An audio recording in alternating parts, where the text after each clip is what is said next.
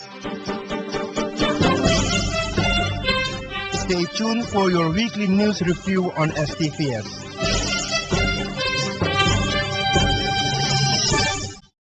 Hello, welcome to another edition of your news review in English. My name is Dakota Simpson and I'm your presenter. We'll begin today with review from Thursday, November 28. Reports show that Paramaribo remains the place in Suriname with the most traffic fatalities. This is according to Inspector Humphrey Narden of the Police Force of Suriname, KPS. He said this on Thursday, November 28.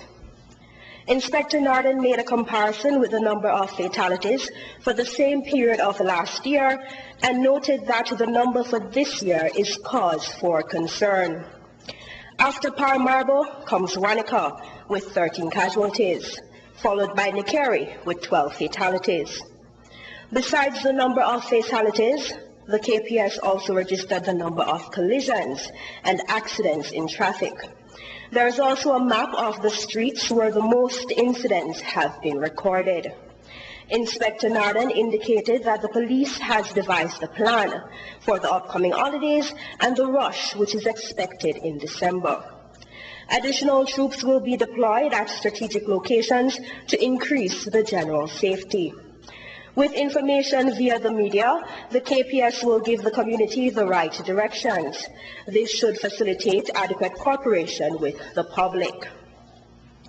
Further highlights for review show that public relation officers of the government have been trained in the use of the Surinamese language. Eddie van der Hilst, expert in the Surinamese language, provided the training. It is important that public relation officers of the government are not only able to speak Surinamese, but are able to write it as well. Siegfried Kerlings, editor of the government booklet, also participated in the training. He has been working for years on the development of the Surinamese language. With this training, PR officers of the government will be better able to communicate with all parts of the diverse Surinamese community. Other reports show that the biggest end-of-the-year event in Suriname, which attracts thousands of visitors, was launched on Thursday, November 28. The Jaarbeurs 2013, or annual fair, has become a unique spectacle again. Vice President Robert Amorali said in his speech that the government must work for the society. There were more than 150 companies participating in the exhibition, and this was spread over 600 booths.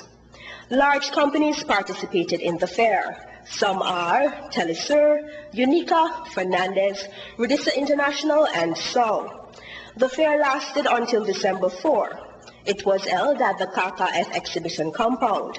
It was the 16th time that the event was held. Colombia is now added to the list of destinations to which Surinamese can fly to directly. InfluAir, Avianca, and Pro Export Colombia have partnered to introduce Colombia as a destination to the traveling Surinamese public.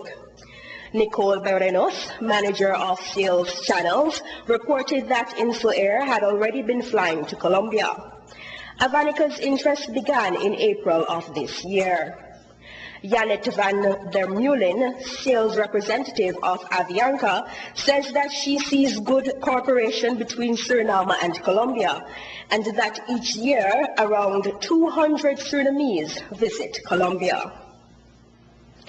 And in other news, it is reported that as part of the celebration of the 38th anniversary of the Republic of Suriname, President Daisy Botisa wanted to surprise few places in the country with a parachutist show.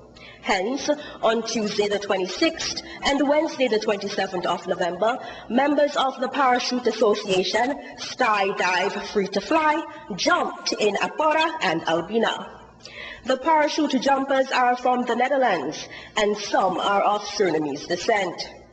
In Albina, there were less spectators than there were in Apora. This was because the show was not announced in advance. Some people were given the opportunity to participate in a tandem jump. The District Commissioner of Camagüey, Ingrid Carter-Bink, also participated in the tandem jump during the parachute show in the district of Para on Independence Day. This was a courageous act of the DC. The parachute jump events took place as a result of the coordination of the Mayor, Krishna Prasad Bansidar, one of the aides of the President, who is also a parachutist. Because of the public enthusiasm, it has been considered to repeat the event next year at other locations. Youth Voice has once again made a positive contribution to the Surinamese music scene. The winner, Waldino Belfort, will perform at an international level. The final round of the youth singing program was on Friday, November 29th in the Anthony Nesty Sports Hall. It is the intention of the Youth Voice organizers to do some activities in 2013, including the honoring of Waldino Belfort in Wanica, the district that he represented. Furthermore, they are also working on a Christmas show in which participants of the Youth Voice Festival will come together again to spoil their fans with various attractions during the Christmas period. The STVS, the organizer of Youth Voice, is also preparing Belfort for a festival in French Guiana next year, where he will have to perform and compete against young talents from other countries in the region. Other reports for review show that active dialysis should make patients more involved in the treatment process. In this way, the patients are aware of their disease and they may also look at life differently. This says the president of the Holiday Dialysis Foundation, Glenn Pode.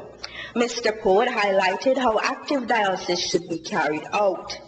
Dialysis is necessary when the kidneys do not function properly. The highly anticipated movie, Hoe Deur Was de Suke, is in Suriname. The movie is an adaptation of the book by the novelist Cynthia MacLeod. At the press conference on Monday, the director, Jean van der Velde, said that in addition to the film, there's a 4-part television series. This was included during the making of the film. The difference between the film and the series is only in the extended storyline. Around the movie, attention is given to the theme of freedom. In an educational program, the actors and the writers visited different schools and stirred up discussions about the topic of freedom. At the premiere, the backlot connected a fundraising on the advice of the author. Leading up to the premiere, the public got the opportunity to enter a contest. At the RBC Bank, a bag of sugar was weighed and the public was given the opportunity to guess the price of the sugar. This turned out to be 48 SRDs and 33 cents. And in other news, reports show that persons with disabilities in Wageningen do not receive enough attention. Tuesday, December 3, was International Day for People with Disabilities.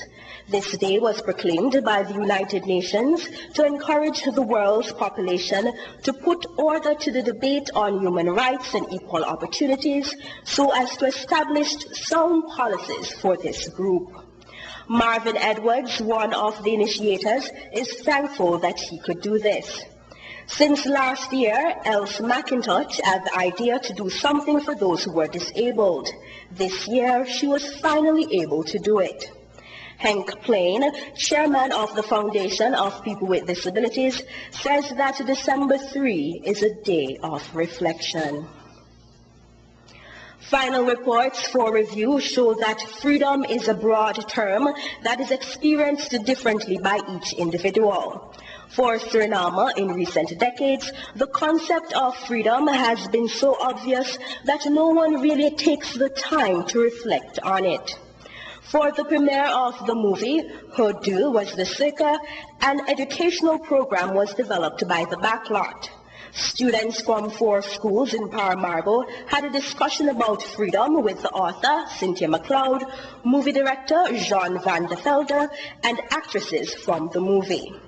Several students from the Christian Teachers Training Institute, CTI, have expressed their views on the topic. The educational program was also made possible by the Dutch Embassy. The Dutch envoy, Ernst Norman, hopes that the Ministry of Education will pick up the trend and carry out similar projects. Wednesday night was the premiere of the movie in the TVL cinemas. Thank you for watching. For further information, you may visit our website at www.stvs.sr. I'm your presenter, Dakota Simpson.